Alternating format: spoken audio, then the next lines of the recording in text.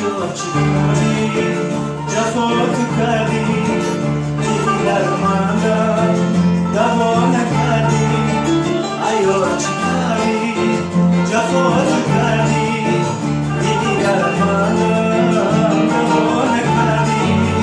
بالای زوری من دیدی بیماری من بالای زوری من زوری من زوری من دیدی بیماری من بالای زوری من دیدی بیماری من بالای زوری من زوری من زوری من دیدی بیماری من